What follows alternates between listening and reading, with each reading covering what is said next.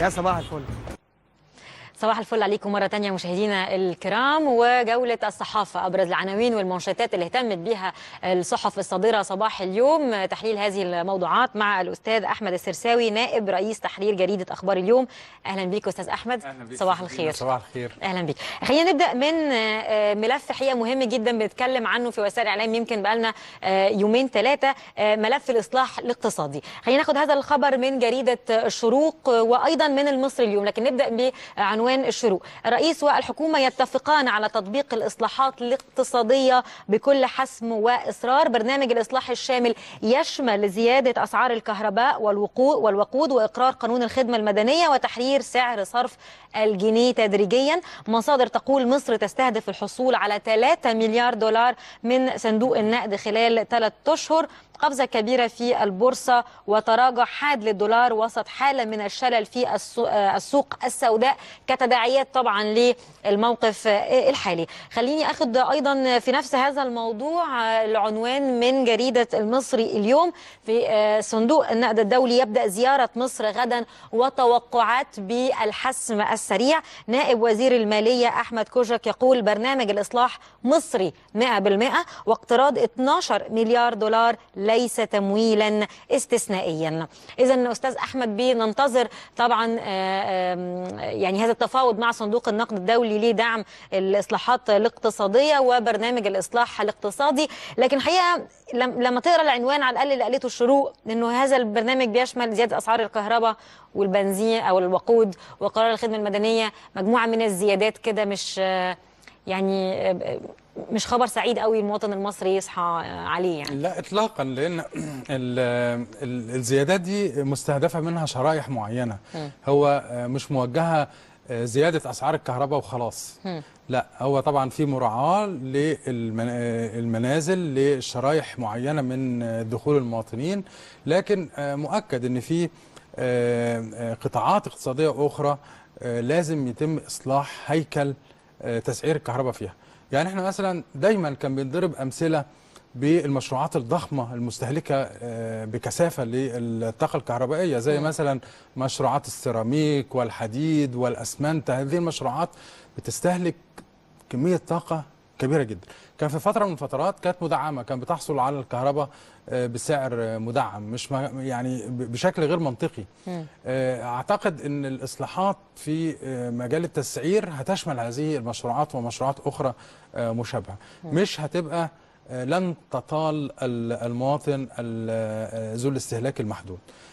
زي ما حضرتك اشرتي استاذه دينا ان احنا بدانا من اول 1/7 الميزانيه الموازنه، تطبيق الموازنه العامه للدوله. مستهدف في هذه السنه ان احنا نرفع معدلات التنميه داخل مصر لنحو 4% او اكثر شويه. احنا كنا وصلنا في فتره من الفترات لحوالي 8% قبل الثوره.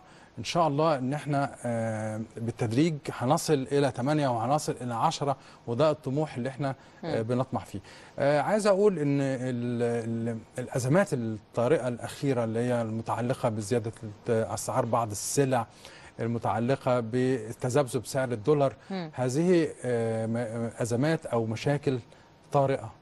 احنا في مرحله اصلاح، في مرحله عنق زجاجه. ان شاء الله احنا في 5-6 شهور بالكثير هتبدأ الصورة تتحسن بشكل أكبر. هرجع تاني لهذه النقطة لأنه الحقيقة الملف في منتهى الأهمية، وليه أيضا جانب آخر يتعلق بقانون الخدمة المدنية هنتابعه بعد قليل، وعلى توصيف حضرتك لأنها أزمة طريقة هرجع لها مرة تانية. لكن خليني أنتقل لمراسل CBC إكسترا كريم يسري من جامعة القاهرة لمتابعة أعمال تنسيق المرحلة الأولى. طبعا موضوع يهم أولياء أمور الطلاب، أقصد وطلاب الثانوية العامة. تابع وزارة التعليم العالي والبحث العلمي عن استقبال طلاب المرحلة الأولى بحد أدنى بالنسبة لشعبة العلمي علوم 96.6%، وبالنسبة لشعبة علم رياضة 92.7%، وبالنسبة لشعبة الأدبي 80%.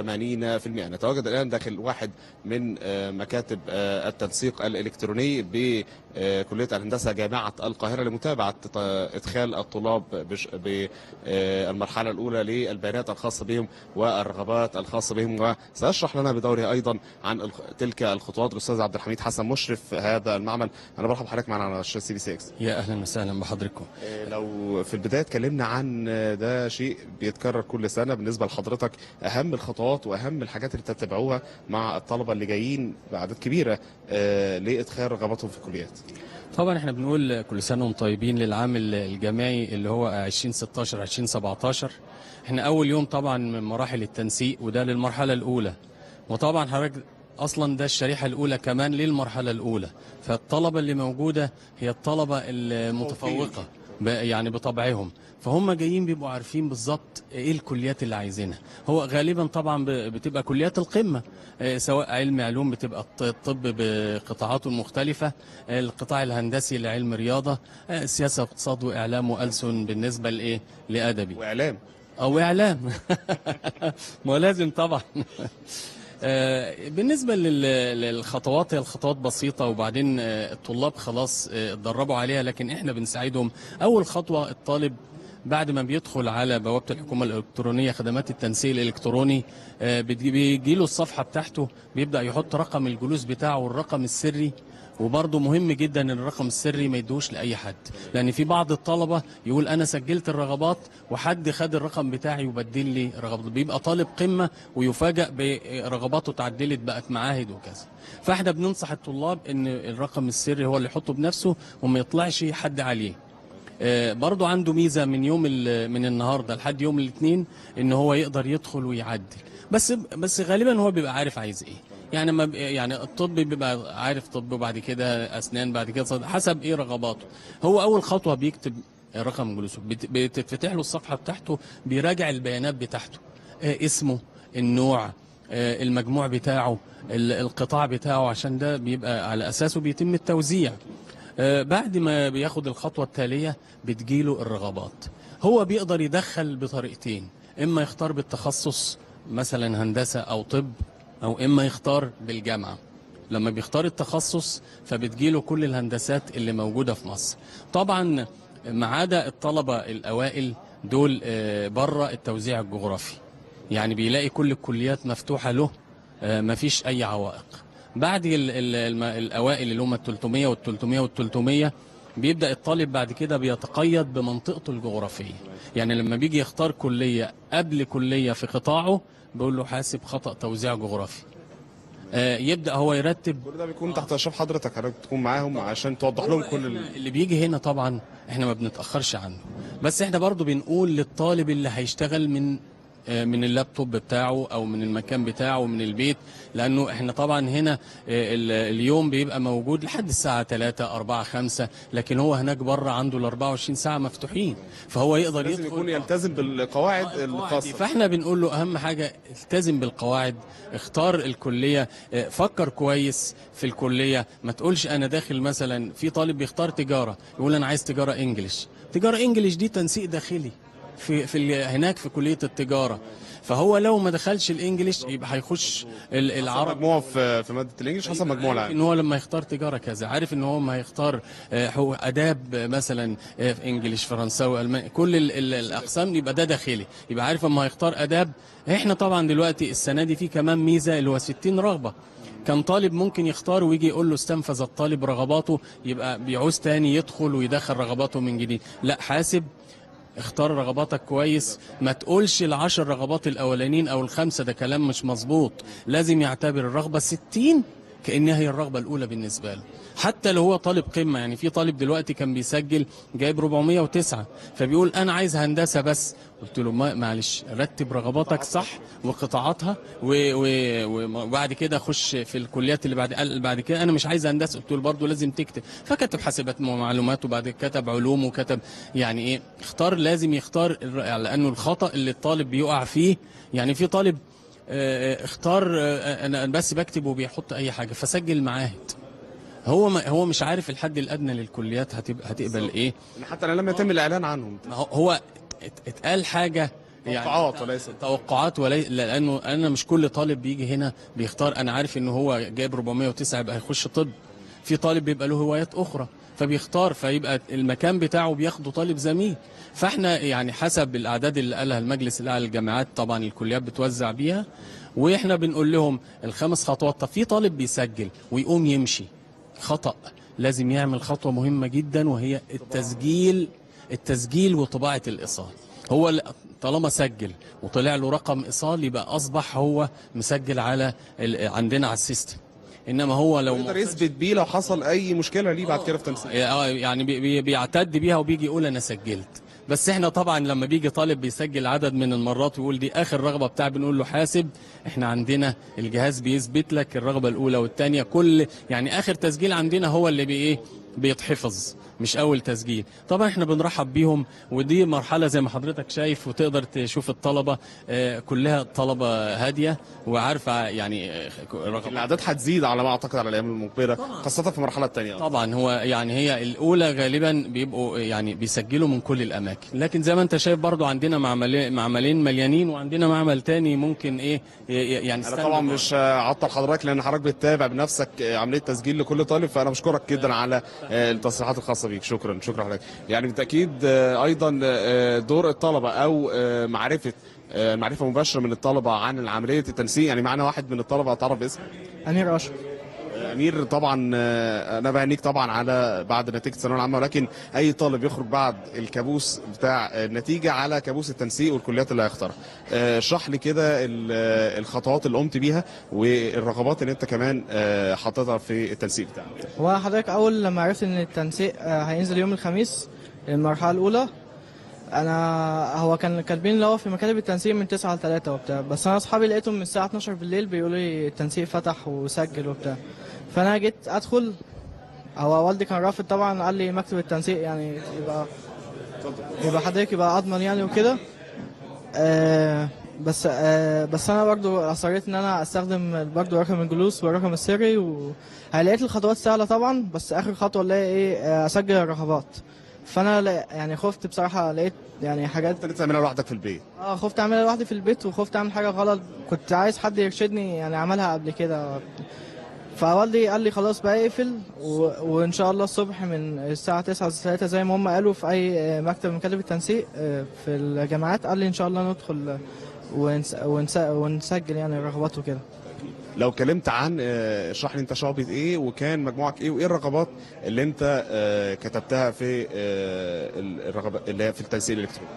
حضرتك انا ادبي، وانا كتبت رغبه اولى كانت ألسن. مجموعك كام؟ 393 ونص، غير تقريبا 95%. 95 حاجات من 10. هو طبعا في ناس يقعدوا يقولوا لي يعني شوف اعلام ممكن ان شاء الله تجيلك، وبرضه اكتب سياسه واقتصاد وخلاص، يعني مش هتيجي بس اكتبها. بس انا يعني نفسي كنت يعني ادخل ألسن، وان شاء الله يعني نفسي كانت تبقى تخصص انجليش يعني وكده. وكتبت رغبه بعديها تربيه بقى واداب. كتبت اول 3 رغبات المتعلقين باللغه اللي انت نفسك تتخصص بيها اللي هي اللغه الانجليزيه، فكتبت ألسن تخش لغه انجليزيه، وبعد كده تربيه، وكده اداب، وبعد كده تربيه واداب. اكيد كل طالب يبقى عنده خطه بديله في حاله لا قدر الله ان الرغبه الاولانيه بتاعته ما جاتش، خاصه ان انت مهتم ان انت تتعلم لغه انجليزيه. فكان ايه الخطه البديله بالنسبه لك في توزيع التنسيق الالكتروني او توزيع الرغبات بتاعتك؟ ما زي ما قلت لحضرتك كتبت بعد ألسن، عرفت ان التربيه اقل يعني بتاخد من السنه اللي فاتت. كانت من مش عارف حاجه و90 يعني 91 كده في اقل يعني، واداب بتاخد اقل منها بكتير شويه. فبعد كده بصراحه يعني ما لقيتش حاجه اللي هو يعني بالنسبه لي انا يعني اللي هو اقدر اكمل فيها. مثلا في ناس كتير قوي بيحبوا الجاره انجليش، يعني الجاره وتخصصوا انجليش، ودي مجالاتها يعني حلوه جدا. بس يعني ووالدي حتى قال لي يعني ادخل انت ومالكش دعوه وبتاع، بس انا يعني ما بحبش. انا بشكرك طبعا على كلامك معانا، واشكرك جدا، واتمنى لك طبعا توفيق، واتمنى لك تخش ألسن كل اللي انت بتحبها. شكرا حضرتك.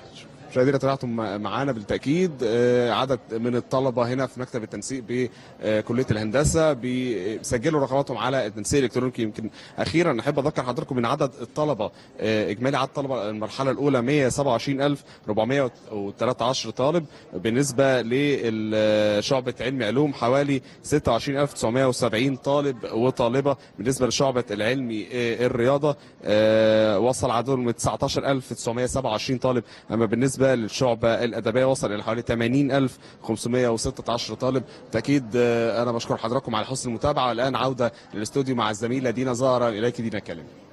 شكرا لك كريم يسري على هذه المتابعة من داخل جامعة القاهرة لمتابعة أعمال التنسيق، وبالتأكيد هنرجع لك مرة تانية كلما يجد جديد. عودة مرة أخرى أستاذ أحمد السرساوي نائب رئيس تحرير جريدة أخبار اليوم ومتابعة ليه أو تحليل في عناوين ومنشطات صحافة النهاردة. أهلا بيك مرة تانية أستاذ أحمد.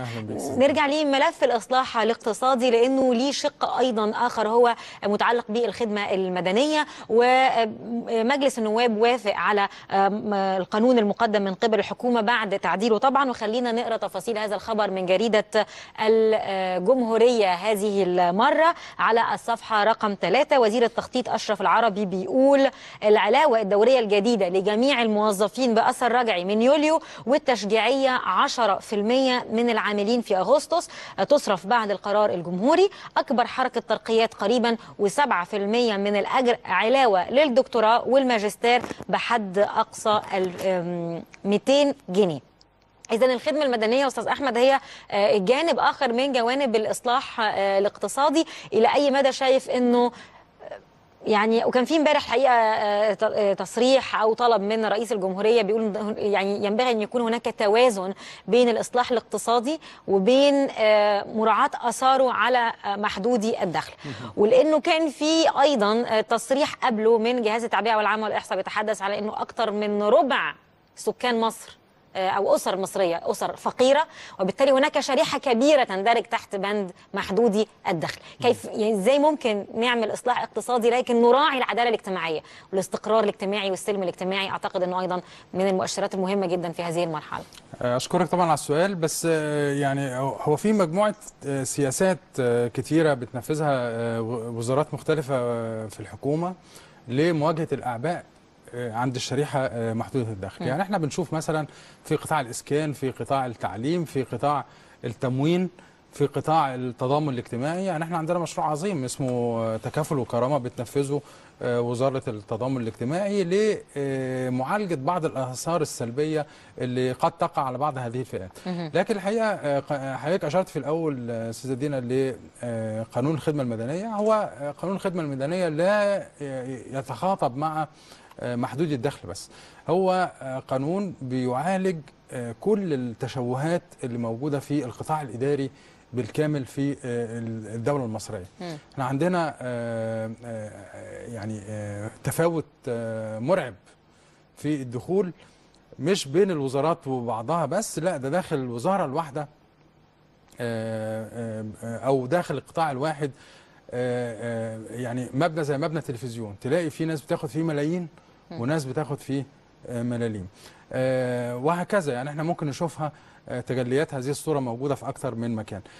قانون الخدمة المدنية الحقيقة هيعالج كل هذه التشوهات في فروق الدخل، في نظام الترقيات، في إثابة الذي يعمل والذي لا يعمل.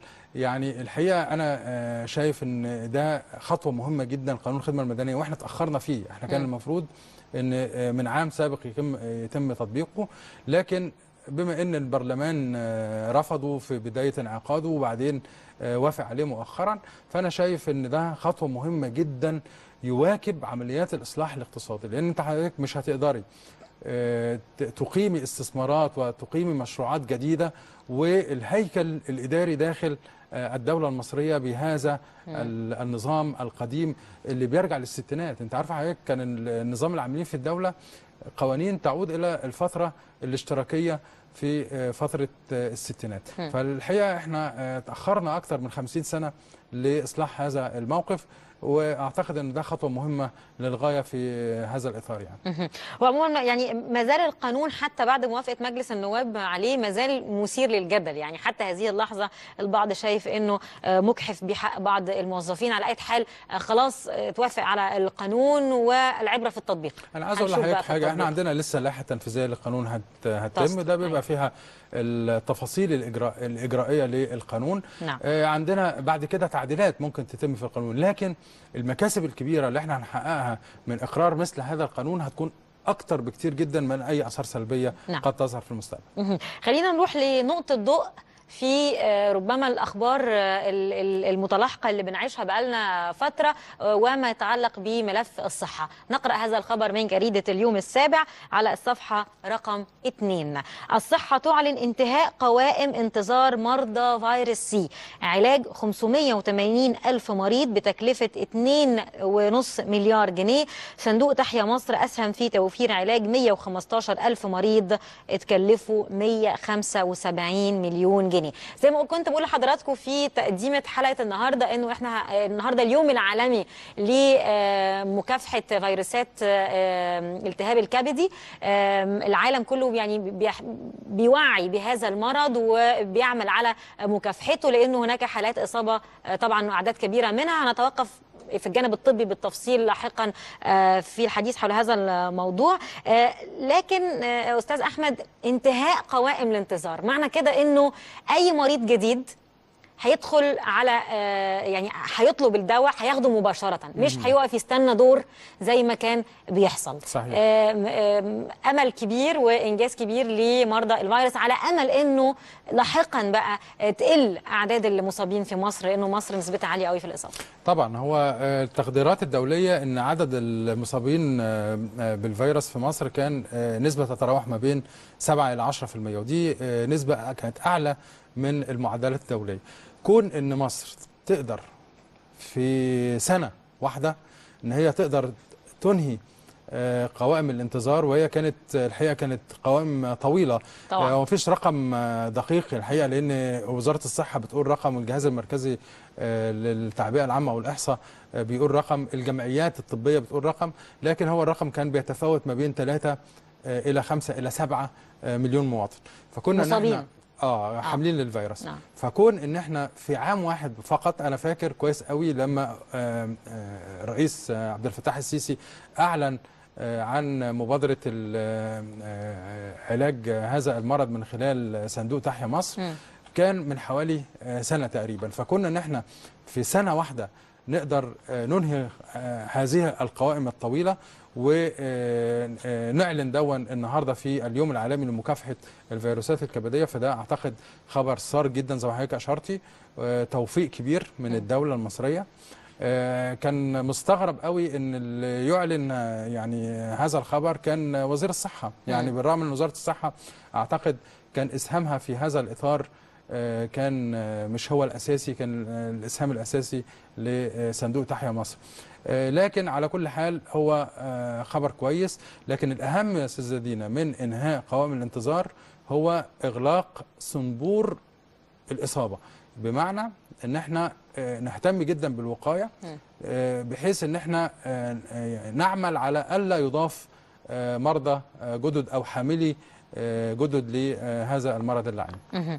طيب خلينا ننتقل أيضا لملف آخر، هذه المرة من جريدة الوطن على الصفحة رقم 5، وما يتعلق باسترداد الأراضي. لجنة استرداد الأراضي تتخذ 11 قرار لتحصيل مستحقات الدولة، تنظم مزادات لبيع 37 ألف فدان، واللجنة بتصدر قرارات نهائية قريبا لحسم ملفات الحزام الأخضر وعرابي والسليمانية. ومن ضمن هذه القرارات 11 أهمها الإسراع في إجراءات تحرير العقود لمن أثبتوا الجدية والتزموا بقواعد وإجراءات التقنين وما تم تقديره من أسعار للأراضي الخاضعة لهم، وكمان تفويض هيئة الخدمات الحكومية بإجراء مزادات بيع نحو 37 ألف فدان من أراضي الدولة، وبالتالي الدولة تسترد بسرعة مستحقاتها. بتشوف هذا الملف إزاي يا أستاذ أحمد، وإحنا طول الوقت بنتكلم على استرداد أراضي الدولة؟ الحقيقه هو برضو في ظرف شهور قليله للغايه نجحت لجنه استرداد الاراضي في الحقيقه حصر مشاكل كبيره. انا اعلم ان اللجنه امامها ملفات ضخمه لحيتان كبار في مجال نهب اراضي الدوله. الحقيقه لا يعلن عن هذه المسائل لان الهدف مش التشهير بقدر هو التفاوض.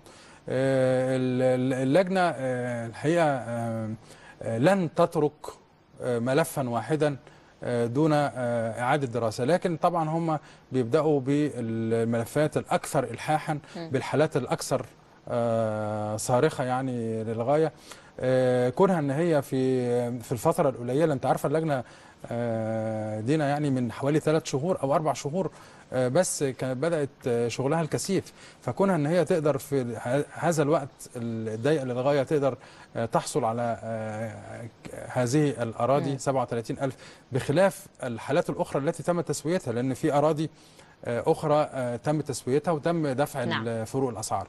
فالحقيقة عمل مشكور عليه اللجنة، يعني عكس شغلهم دون ثقة الرئيس السيسي في أنه هو حتى اداهم ملف الإشراف على أراضي الأوقاف. نعم. وده أيضا برضو ملف كان فيه تلاعبات كبيرة للغاية في فترة سابقة. نعم.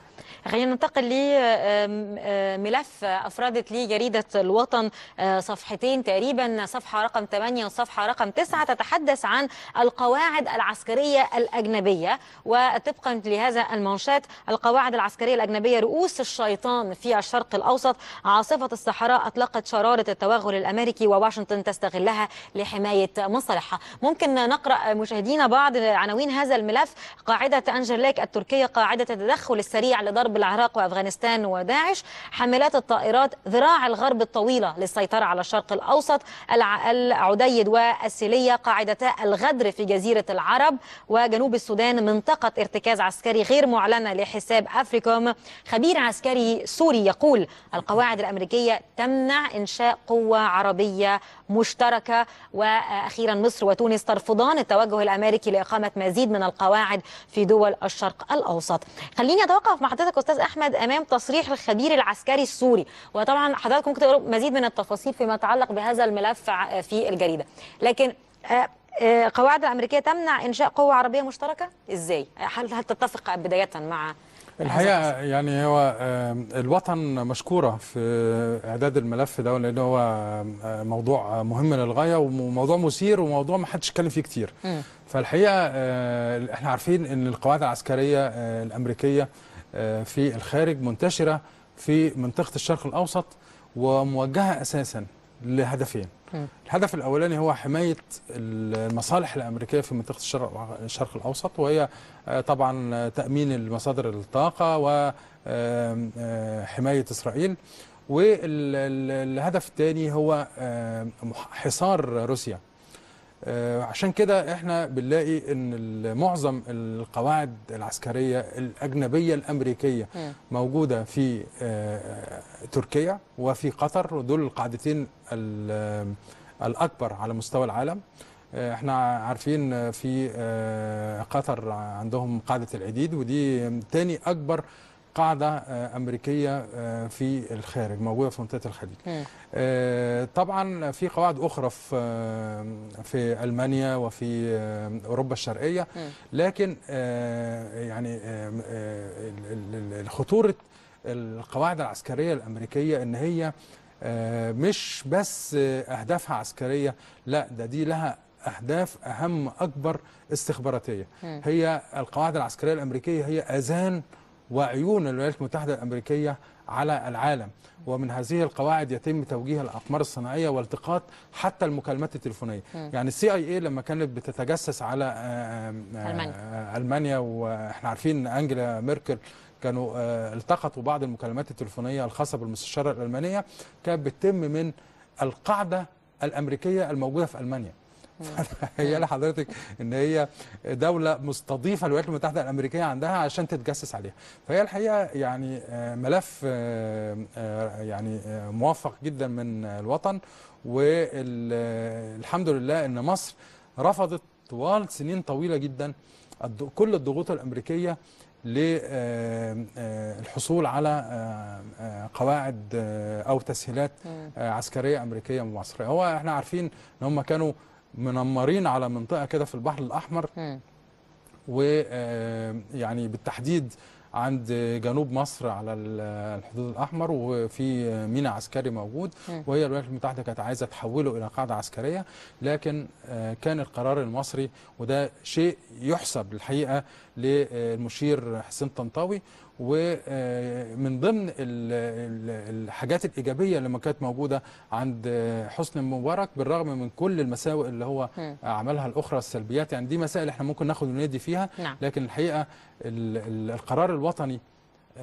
كان المصري كان واضح جدا عند قدام الأمريكان، وده كان أحد أسباب الضغوط الأمريكية الكثيرة التي مورست على مصر من أول عهد بوش. يعني هي زادت جدا في عهد جورج بوش الابن، كانت موجودة من أول جورج بوش الأب. احنا عارفين ان جورج بوش الأب كان مدير CIA المخابرات المركزية الأمريكية، وكان هو أحد الناس المتحمسين لوجود قاعدة عسكرية أمريكية في مصر. لكن طبعا هذا الملف أغلق تماما. يعني إذا كان أغلق في هذه الفترة فهو غير مسموح به على الإطلاق في هذه الفترة التي نعيشها الآن، لأن طبعا احنا عارفين أن القرار العسكري المصري أصبح أكثر استقلالا في مصر بعد ثورة 25 يناير. بشكرك شكرا جزيلا أستاذ أحمد السرساوي نائب رئيس تحرير جريدة أخبار اليوم على هذا التحليل في صحافة النهارده. شكرا جزيلا. شكرا أستاذ دينا. مشاهدينا بشكر حضراتكم طبعا على متابعة هذه الفقرة، لكن ما زال لينا لقاء بعد الفاصل وحديث عن التهاب الكبد الوبائي.